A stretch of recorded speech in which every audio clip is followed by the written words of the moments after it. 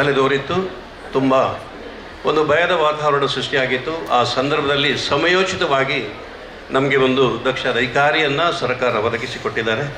ಈಗ ನಮ್ಮ ದಕ್ಷಿಣ ಕನ್ನಡ ಜಿಲ್ಲೆ ಶಾಂತಿಯಿಂದ ನೆಲೆಸಿದೆ. ಅದಕ್ಕೆ ಕಾರಣವೇ ನಮ್ಮ ಕಮಿಷನ್ ಸರ್, ಅವರಿಗೆ ಅಭಿನಂದನೆಗಳನ್ನು ಸಲ್ಲಿಸ್ತೇನೆ ಸರ್. ನೀವು ತುಳುಟು ಮಾತಾಡೋಡ ತುಳುಟು ಮಾತಾಡೋಲ್ಲ ಅರ್ಥ ಆಗ ಸರ್, ಮಾತಾಡ ತುಳುವಲ್ಲಿ ಅರ್ಥ ಆಗೋದಿಲ್ಲ, ಬೇಡ ಸರ್. ಸಮಯೋಚಿತವಾದ ಒಂದು ಒಳ್ಳೆಯ ಕಾರ್ಯಕ್ರಮ ಸರ್. ಇದಕ್ಕೆ ಒಬ್ಬ ಕಲಾಕ್ಷೇತ್ರದಿಂದ ನಾನೊಬ್ಬ ಕಲಾವಿದ. ಆ ಕಲಾಕ್ಷೇತ್ರದಿಂದ ನಜ್ಮಾ ಮೇಡಮ್ ನನಗೆ ಫೋನ್ ಮಾಡುವಾಗ ಭಾಳ ಆಶ್ಚರ್ಯ ಆಯಿತು. ಬನ್ನಿ ಈ ಕಾರ್ಯಕ್ರಮ ನನಗೆ ಭಾಳ ಖುಷಿ ಆಯಿತು. ಅಂದರೆ ಒಳ್ಳೆಯ ಕಾರ್ಯಕ್ರಮ, ಒಂದು ಸುರಕ್ಷತೆಯ ಕಾರ್ಯಕ್ರಮ, ಒಂದು ಎಲ್ಲರೂ ಗಮನಿಸಬೇಕಾದಂಥ ಕಾರ್ಯಕ್ರಮ, ಎಲ್ರಿಗೆ ಅಗತ್ಯವಾಗಿರುವಂಥ ಕಾರ್ಯಕ್ರಮ. ಸಂಚಾರ, ನಾವು ನಮ್ಮ ಸುರಕ್ಷತೆಯನ್ನು ಪಾಪ ಎಲ್ಲ ಪೊಲೀಸ್ ಸಿಬ್ಬಂದಿ ವರ್ಗಗಳು ಎಲ್ಲರೂ ಸೇರಿ ನಮ್ಮ ಸುರಕ್ಷತೆಗೆ ಬೇಕಾಗಿ ಅವರು ಕೆಲಸ ಮಾಡ್ತಾರೆ. ನಾವು ಯಾವಾಗಲೂ ನಾವು ಅಡಿಕೆಯಲ್ಲಿ ನಾವು ನೋಡ್ತಾ ಇರ್ತೀವಿ, ಆಚೆ ಈಚೆ ಹೋಗುವಾಗ ನೋಡ್ತಾ ಇರ್ತೀವಿ ಎಷ್ಟು ಕಷ್ಟಪಡ್ತಾರೆ ರಾತ್ರಿ ಹಗಲು ನಮ್ಮ ಸುರಕ್ಷತೆಯನ್ನು. ಆಗ ನಾವೇನು ಮಾಡಬೇಕು, ಸಂಚಾರ ನಿಯಮಗಳನ್ನು ಪಾಲಿಸಬೇಕು. ಸಂಚಾರದ ನಿಯಮಗಳನ್ನು ಕಡ್ಡಾಯವಾಗಿ ಪಾಲಿಸ್ತಕ್ಕಂಥದ್ದು ನಮ್ಮ ಕರ್ತವ್ಯ. ಅದು 90% ನನ್ನ ಪ್ರಕಾರ ಒಂದು 90% ಆಕ್ಸಿಡೆಂಟ್ ಆಗಿರೋದೇ ಸಂಚಾರ ನಿಯಮದ ಉಲ್ಲಂಘನೆಯಿಂದ ಆಗಿದೆ ಅಂತ ನಾನು ಭಾವಿಸಿದ್ದೇನೆ. ಈಗ ಬರುವಾಗ ನಾನು ನೋಡಿದೆ, ಒಂದು ಬೈಕಲ್ಲಿ ನಮ್ಮ ಒಬ್ಬರು ಸಂಚರಿಸ್ತಾ ಇದ್ದರು. ಅವರ ಕುತ್ತಿಗೆ ಹೀಗಿತ್ತು, ಇಲ್ಲಿ ಮೊಬೈಲ್ ಇತ್ತು. ನೋಡಿ, ಇಂಥ ಚಿಕ್ಕ ಚಿಕ್ಕ ವಿಷಯಗಳು, ಇದರಿಂದಲೇ ಸ್ವಲ್ಪ ಅಪಾಯ ಜಾಸ್ತಿ. ಅಲ್ಲಿ ಕ್ಯಾಮ್ರಾ ಇದೆ, ಅಲ್ಲಿ ಪೊಲೀಸ್ ಇದ್ದಾರೆ ಅಂತ ಹೇಳಿಕೊಂಡು ನಾವು ಸಂಚಾರ ಮಾಡೋದು ಬೇಡ.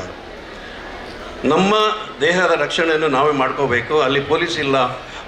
ಇಬ್ಬರು ಸಂಭಾಷಣೆ ನಾನು ಕೇಳಿದ್ದೇನೆ, ಬೈಕಲ್ಲಿ ಹೋಗೋಗೆ ಹೆಲ್ಮೆಟ್ ಪಾಡು ಮಾರಾಯ, ಹೆಲ್ಮೆಟ್ ಇಜ್ಜೆ ಅವು ಈ ಮೇಡ್ದು ಅವಳು ಪೊಲೀಸ್ ಇಜ್ಜೆ. ಹೀಗೆ ಮಾಡಿದರೆ ಮಾತ್ರ ನಮಗೆ ಅಲ್ಲಿ ಆಗೋ ಘಟನೆಗಳಿಗೆ ನಾವೇ ಕಾರಣರಾಗ್ತೇವೆ. ಒಂದು ಚಿಕ್ಕ ಮಗು ನನ್ನ ಹತ್ರ ಕೇಳ್ತಾ ಇತ್ತು. ಅವ ದುಬೈಯಿಂದ ಬಂದಿದ್ದ ಹುಡುಗ. ಅಂಕಲ್, ಇದು ಎಂಥದ್ದು ಒಟ್ಟಾರೆಸಿ ಆಚೆ ಈಚೆ ಎಲ್ಲ ಒಟ್ಟಾರೆಸಿ ಓಡ್ತಾರೆ, ದುಬೈಯಲ್ಲಿ ಆದರೆ ಪೊಲೀಸ್ ಒಳಗಾಗ್ತಾರೆ ಅಂತ.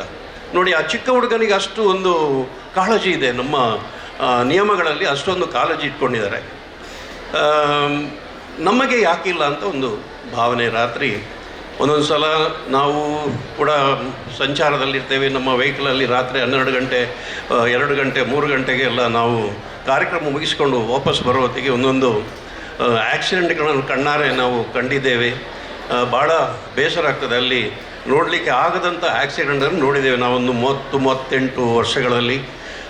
ಇದೆಲ್ಲ ಆಗೋದು ಸಂಚಾರದ ನಿಯಮಗಳನ್ನು ಪಾಲನೆ ಮಾಡದ ಕಾರಣದಿಂದ ಇಂಥ ಆಕ್ಸಿಡೆಂಟ್ಗಳಾಗ್ತಾ ಇರ್ತವೆ. ನಾವು ಪರಸ್ಪರ ಹೊಂದಾಣಿಕೆ, ನಮ್ಮಲ್ಲಿ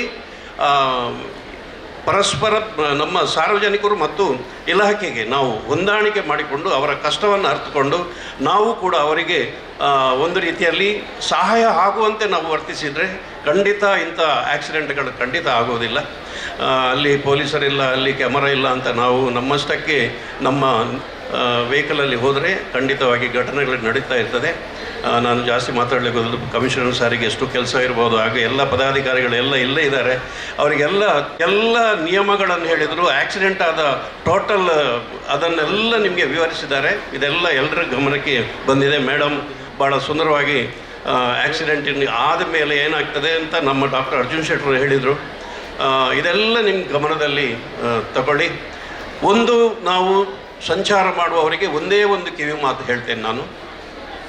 ನೀವು ಎಷ್ಟೇ ಸ್ಪೀಡಲ್ಲಿ ಹೋಗಿ, ಎಷ್ಟೇ ನೀವು ಬೇಜವಾಬ್ದಾರಿತನದಿಂದ ಹೋಗಿ, ಆದರೆ ಒಂದು ನಿಮ್ಮ ಮನಸ್ಸಲ್ಲಿರಬೇಕು, ನನ್ನ ಮನೆಯಲ್ಲಿ ನನ್ನ ಕುಟುಂಬ ನನ್ನನ್ನು ಕಾಯ್ತಾ ಇದೆ, ನನ್ನ ಮನೆಯಲ್ಲಿ ನನ್ನ ಕುಟುಂಬ ಕಾಯ್ತಾ ಇದೆ ಅನ್ನೋದೊಂದು ತಲೆಯಲ್ಲಿ ಗ್ಯಾರಂಟಿ ನಿಮ್ಮ ತಲೆಯಲ್ಲಿ ಇರಬೇಕು.